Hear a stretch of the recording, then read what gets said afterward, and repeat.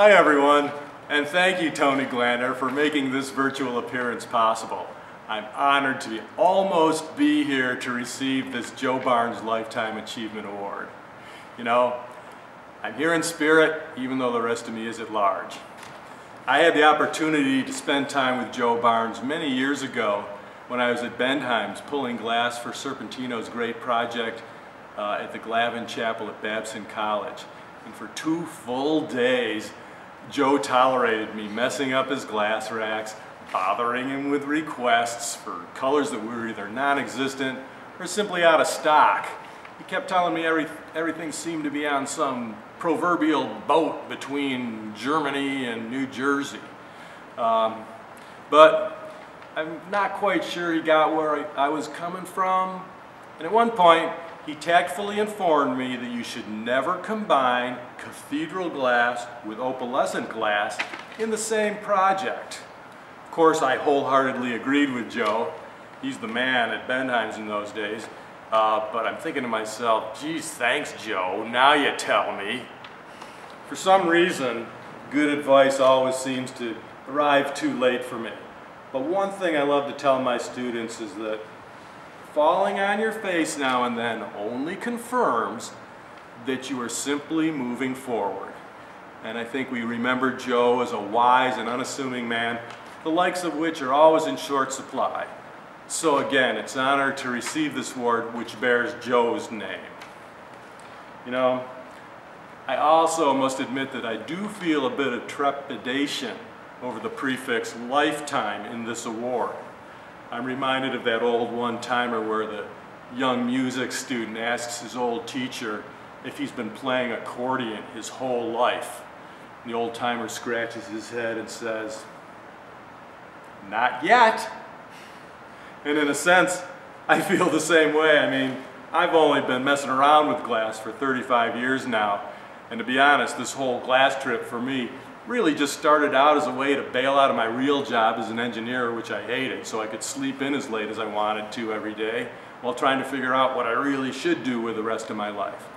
I never dreamed it would last as long as it has or become a so-called career of any kind. But then again, I never anticipated how such a casual pursuit could possibly awaken in me such an unexpected passion to see, feel, attempt to create, and especially share beauty. Of course, beauty is in the eyes of the beholder, but I think everybody in this room understands what it really means to have been sort of seduced and taken hostage by this glorious intrigue of this amazing substance we call glass. You might say, we've each in our own way been willingly charmed, or perhaps victimized, by the beauty of glass. You know, just look where we've all found ourselves today. It's a great cult to be a part of, isn't it? Now, I do have a short list of acknowledgments I'd like to go through, if you'll bear with me.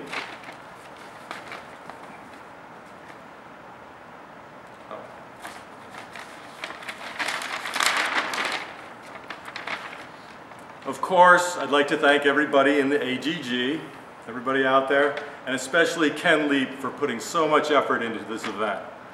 Over the years, I've concluded that Ken and I must represent polar extremes of some kind. I can't tell you how often some student in a workshop of mine will come up and say to me something like, "Well, I studied with Ken Leap, and he said, ... It's always something related to the formal discipline of glass painting. And by the time they get through my workshop, I've been tagged as the great corrupter of good habits. So thanks, Ken. But really, I'm looking forward to doing a workshop with Ken together at Bryn Athyn in 3 weeks from now, I think. And I hope some of you can make it. You know, it's going to be a good time, and we're going to cut loose and have some fun. I'm really looking forward to spending some time with Ken in such a great situation. So. Kathy Jordan, who I understand nominated me for this award. Kathy, are you out there? Oh yeah, all right, good. You know, Kathy's got the dubious distinction of having attended more of my workshops than anybody else on the freaking planet. I always wonder why she keeps coming back for more. She tells me it's a form of therapy. But I suspect She simply loves to upstage the teacher in front of all the other students with the awesome work she produces in the classroom. Blows me away every time. So thank you, Kath. You know, I really miss my dear and brilliant friend, the incorrigible Dan Fenton, who I know received this award previously. He was the first of the old, new school stained glass artists to notice what I was trying to do with glass, and he invited me to teach my very first workshop at his legendary studio in Oakland on San Leandro Street. There never was a more generous or forthcoming instructor in our industry than Dan Fenton, and those of us who got to be around him all benefited from his friendship and grace. As a matter of fact, when I was married in Las Vegas 20 years ago, Dan was my best man, and I've got his autograph on my wedding license. And I imagine if he was sitting here tonight, he'd be thinking to himself something like, they're giving Pete a medal for swapping a perfectly secure job for an uncertain future spent fooling around with glass, consorting with questionable characters, and basically avoiding responsibility. Sounds more like a lifetime underachievement award to me.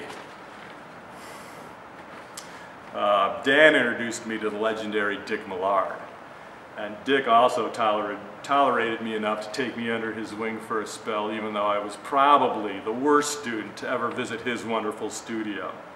I'll bet you if Dick was here tonight, he'd be thinking something like, Lifetime Achievement Award? Why, that kid hasn't lived long enough to achieve a lifetime worth of anything yet. And I hope he's right about that, especially coming from a guy like him who accomplished so many great things in his life. The support I've received from the glass publishers has also played an important role in keeping me interested in what I'm doing. It was a real trip for me to be initially noticed by them and consequently invited to participate in spreading glass awareness through their venues. I especially want to thank Sean Wagoner at Glass Art Magazine for her lifetime of friendship, and to Joe Porcelli of Glass Craftsman Magazine for also helping to keep me on the charts all these years.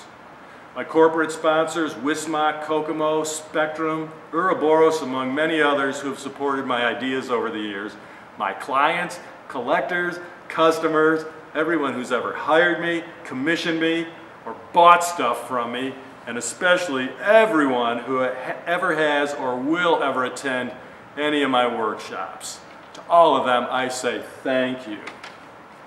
You know, encountering so many kindred spirits along the way has been my reward for actually getting good enough at something that I can use it as a vehicle to share good vibes and make great friends all over the world.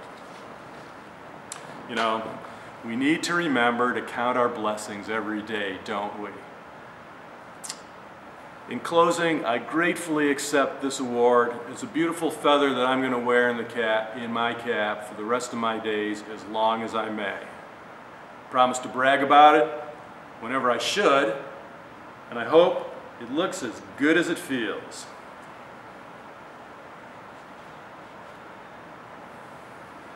So thank you, everyone. My hat's off to you all. You've placed a lasting melody in my heart that I will cherish forever. And speaking of melody,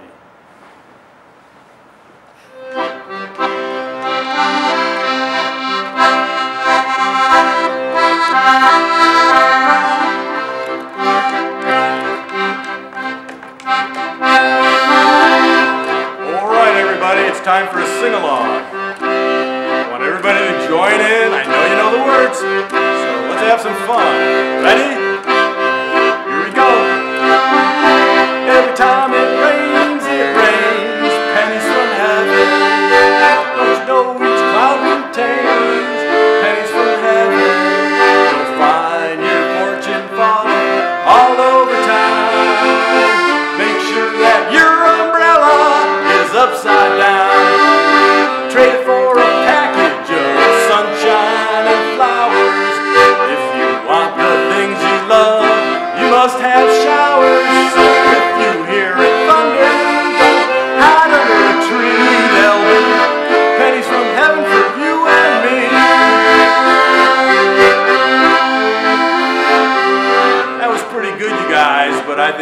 better job than that. Especially you in the back row over there. Put those drinks down. Let's have some fun. Here we go with feeling. Every time it rains, pennies from heaven. Don't you know each cloud contains pennies from heaven? You'll find your fortune falling all over town. Make sure that your umbrella is upside down. Trade it for a package of sunshine and flowers. If you want the things you love, you must have showers. So if you hear it thunder, don't hide under a tree.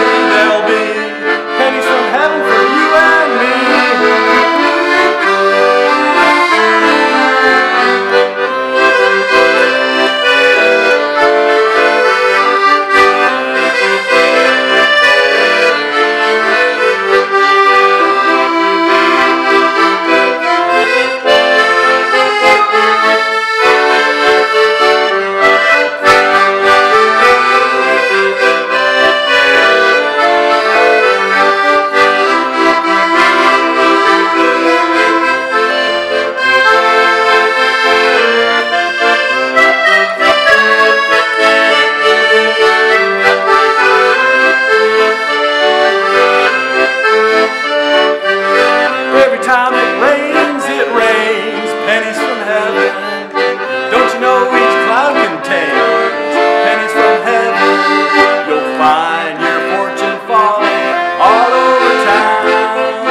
Make sure that your umbrella is upside down.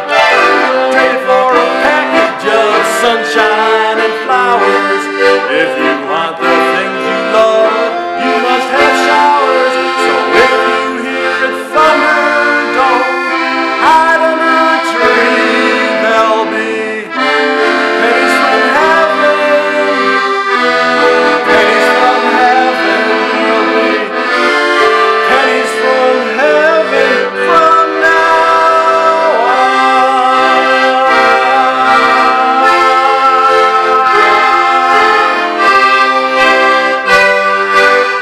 Good evening, friends.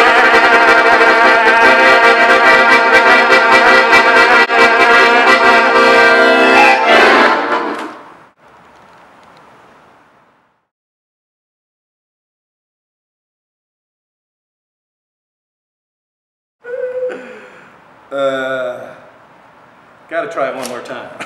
I'm just getting warmed up.